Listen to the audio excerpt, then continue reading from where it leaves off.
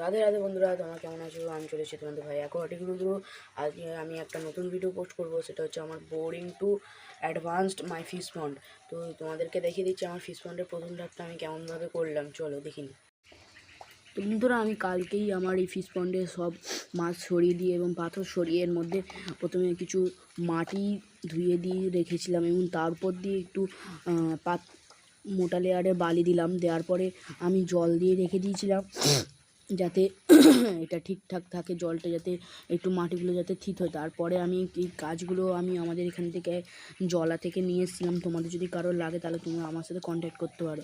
আর এই গাছগুলো আমি লাগিয়ে দিলাম। এখন আমি জল ভরে দিয়েছিলাম যাতে মাটির নোংরাগুলো নিচে থিতিয়ে পড়ে, তার ফলে আমার জলটা পরিষ্কার হয়ে যাবে। এবং আমি সেই জলটা আবার ফেলে দিয়েছিলাম এবং আমি এর মধ্যে আবার জল ফিল করে দেবো। এটা হচ্ছে আমার পার্ট 1। এরপরে পার্ট 2টা আমি দেখাবো এর মধ্যে কী আমি গাছ আরও অ্যাড করব এবং কী মাছ অ্যাড করব। তো বন্ধুরা, ভিডিওটা যদি ভালো লেগে থাকে তাহলে একটা লাইক অ্যান্ড সাবস্ক্রাইব করে দেবে।